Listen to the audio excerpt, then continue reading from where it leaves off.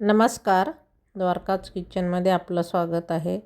चला तर आज आपण एक नवीन रेसिपी घेऊन आलेलो आहोत. कारण उन्हाळा म्हटल्यानंतर भाज्या खायचं जीवावर येते किंवा कंटाळा येते. तर आज आपण वेगळ्या पद्धतीने हे संध्याकाळच्या जेवणासाठी हा पदार्थ बनवूया. तर करायलासुद्धा एकदम साधी सोपी रेसिपी आहे. प्लीज व्हिडिओ शेवटपर्यंत बघा. लाईक आणि सबस्क्राईब नक्की करा. ज्यांनी सबस्क्राईब केलं त्यांचे मनापासून आभार. जे माझ्या चॅनलवर नवीन असतील त्यांनी प्लीज सबस्क्राईब करा, लाईक करायला विसरू नका. चला तर आज आपण हे संध्याकाळच्या जेवणासाठी छान मुगाची डाळ बनवूया. पचायलासुद्धा एकदम हलकी आहे आणि आमच्या घरामध्ये सगळ्यांच्या आवडीचा पदार्थ आहे हा. आणि संध्याकाळच्या जेवणात ही मुगाची डाळ केली जाते आमच्याकडं. तर आज मी 3 लोकांसाठी ही डाळ बनवणार आहे. त्यासाठी मी 1 वाटी डाळ घेतलेली आहे. पिवळी मुगाची डाळ आहे. तुम्हाला किती लोकांसाठी बनवायची त्या हिशोबानं तुम्ही डाळ घेऊ शकता.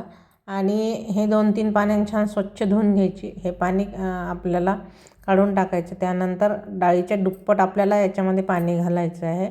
आणि डाळ आपल्याला 1 तास आधी भिजत घालायची. कारण डाळ जर आधी आपण भिजत घातली तर शिजायलाही लवकर शिजल्या जाते आणि गॅसची बचत होते. सध्या सिलेंडरचा प्रॉब्लेम चालू आहे. तर त्यानुसार तुम्ही हे 1 तास आधी भिजत घाला किंवा 1.5 तास घाला. अर्धा तास घातली तरीसुद्धा चालते. कारण डाळ लवकर छान शिजते. आता मी डाळ भिजत घातली तोपर्यंत दुसरी तयारी करून घेते. 2 मी कांदे घेतलेले आहे मध्यम आकाराचे. आणि आपल्याला हे लांब लांब कट करून घ्यायचे. लांब लांब कांदा घातल्यामुळे डाळ छान दिसते आणि चवीलाही छान लागते. तर अद्रक लसूण मी आधीच ठेचून घेतलं. कांदा छान मोकळा करून घ्यायचा आहे.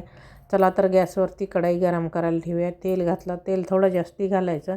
तेल गरम झालं की जिरे, मोहरी, हिंग घालायचं आहे. मोहरी, जिरे छान तडतडले. हिंग पण छान तळला गेला. आता आपण यामध्ये कढीपत्ता आणि शेंगादाणे घालूया. ते तळून झाले की मग आपण जो कांदा लांब लांब कट करून घेतलेला आहे कांदा घालून घेतला. छान परतून घ्यायचं. कांदा परतताना थोडंसं मीठ घालायचं म्हणजे कांदा लवकर परतला जाते. खूप लालसर नाही करायचं आहे आपल्याला. थोडंसं अद्रक लसूण जे आपण कुटून घेतलं होतं ते घातलं 1 चमचाभर. थोडंसं हलकासा लालसर झाला की मग आपण त्यामध्ये काही मसाले घालून घेऊया. तर अर्धा चमचा हळद घातली. जो मसाल्याचा डब्याचा चमचा आहे त्या चमच्यानं. अर्धा चमचा कांदा लसूण मसाला. 2 चमचे लाल तिखट. तिखट तुम्ही तुमच्या आवडीनुसार कमी जास्त करू शकता. 1 चमचा भाजलेले धने जिरे पावडर घातले. छान हे मसाले छान परतून घ्यायचे. त्यानंतर आपण यामध्ये पोहे खायचा जो चमचा आहे त्या चमच्याने 1 चमचा सांबार मसाला घालणार आहोत. आणि थोडीशी कसुरी मेथी घालायची. शेवटी आपण कोथिंबीर वापरणारच आहोत. छान मसाले सगळे परतून घेतले. डाळ पण आपली मस्त भिजली. हे पाणी काढून टाकायचं आहे आपल्याला. दुसरं पाणी मी गरम करायला आधीच ठेवलेलं आहे. डाळ सगळी घालून घ्यायची आहे. छान 1-2 मिनिट मस्त परतून घ्यायचं आहे. त्यानंतर यामध्ये गरम पाणी जे केलेलं आहे ते घालायचं आहे. तुम्हाला किती दाटसर हवे त्यानुसार पाणी घालू शकता तुम्ही. छान मिक्स करून घ्यायचं. आधी आपण कांदा परतताना थोडंसं मीठ घातलं तर अजून थोडंसं आपण मीठ घालूया. आणि 10 ते 15 मिनिट आपण ही मंद गॅसवरती छान डाळ शिजवून घेऊया. बघू शकता मस्त कलर आलेला आहे.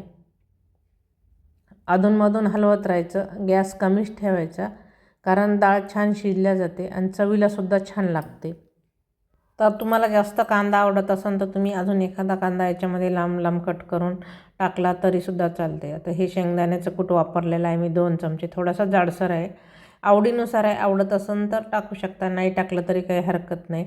अधूनमधून हलवत राहायचं. एक 10 ते 15 मिनिट आपल्याला हे मंद गॅसवरती मस्त डाळ शिजवून घ्यायची. मंद गॅसवरती छान डाळही शिजल्या जाते आणि चवीलाही छान लागते.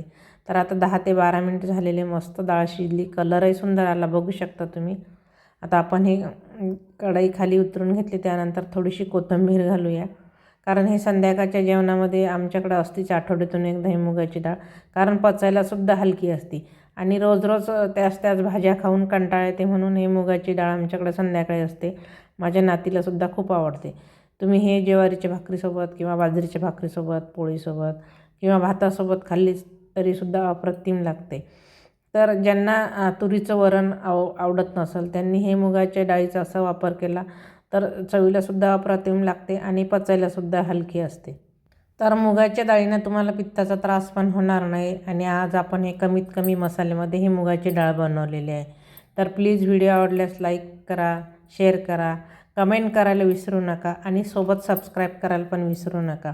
तर या पद्धतीने तुम्ही नक्की मुगाची डाळ बनवून बघा. व्हिडिओ शेवटपर्यंत बघितल्याबद्दल धन्यवाद.